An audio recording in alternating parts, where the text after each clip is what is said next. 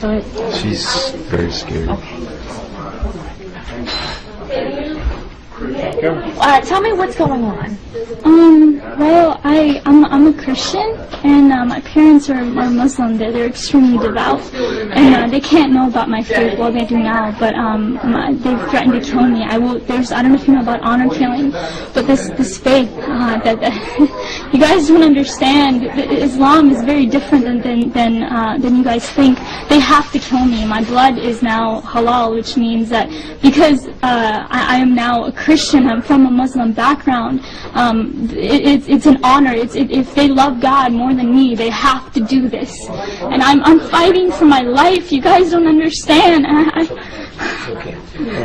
They don't understand. What did your father say to you? He said he would kill me, or I'm sent back to Sri Lanka where they put me in asylum. He said I'm crazy. It's okay. Calm down. I ran away from home. I wrote my parents a note. I said, I refuse to deny Jesus, and He's my Lord and Savior. And I pray you find His forgiveness and mercy, and I love them both dearly. I wrote that, but they never showed it to the police officers. They want me back home. I can't go back to Ohio. You guys don't understand that community. That like, I will die within a week. Like, my life is at stake. My dad threatened me. I was ready to die. These were my thoughts, that I'll be a martyr for Christ. Let it be so. But the Lord led me here somehow through His grace. I rode on a bus for 27 hours to 30 hours to get here, and so it's been God's hand protecting me the entire time. And but I'm fighting for my life, so if prayers are appreciated. I don't know what, today's my birthday, my 17th birthday, and I might even die. I don't know what's gonna happen to my own life. Like, can you tell me why you ran away? I was threatened by my dad. When my dad found out, I had a Facebook, that's how he found out. And phone calls from the Muslim community started coming in with emails, and he confronted me, and I had a laptop, and he took that laptop and he waved it in the air, and he was about to beat me with it. And he said, if you have this Jesus in your heart, you're dead to me. You're not my daughter. And I refused to speak, but he said, I will kill you. Tell me the truth. And these words, bad words, he cussed words. And so I knew that I had to get away. A couple of weeks later, even I told my dad that I needed to learn more about Islam because I was scared. And I said that because when I had come to know the Lord, I dropped everything about Islam. I mean, I had to hide my Bible for years. I would go outside to pray. When my dad was asleep was when I went outside to pray. I snuck out to Christian prayer meetings in fear of my life. And finally, this day had come where I was confronting my dad.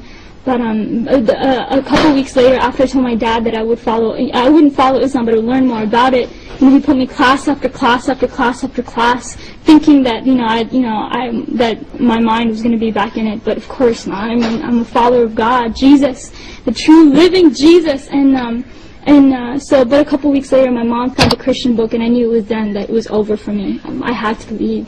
How did you end up in Florida here? Here?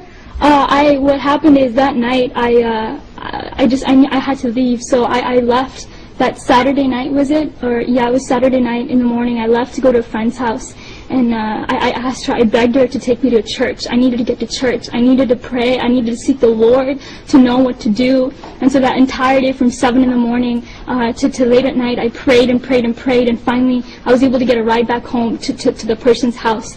And then I stayed there Sunday night, because my dad was coming back home from his trip that night.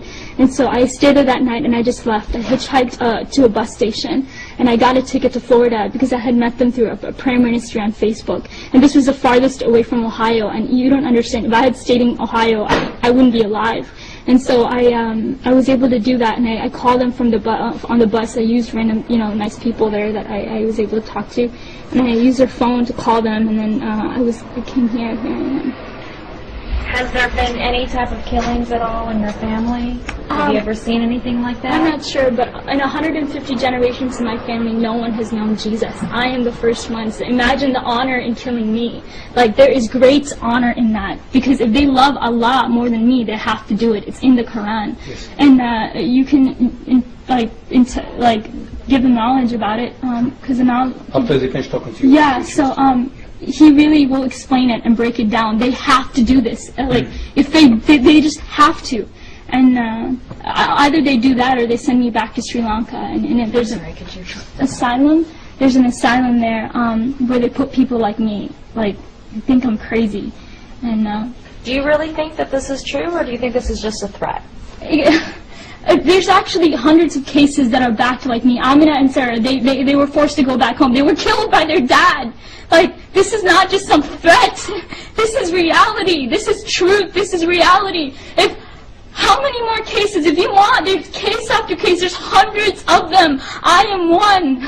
I am one of hundreds. They have to. You guys don't understand.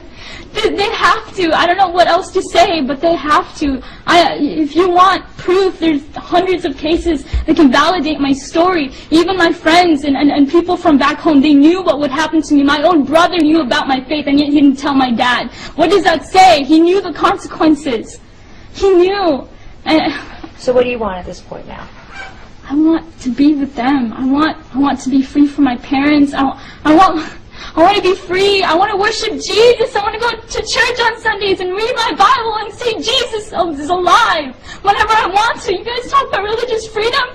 No.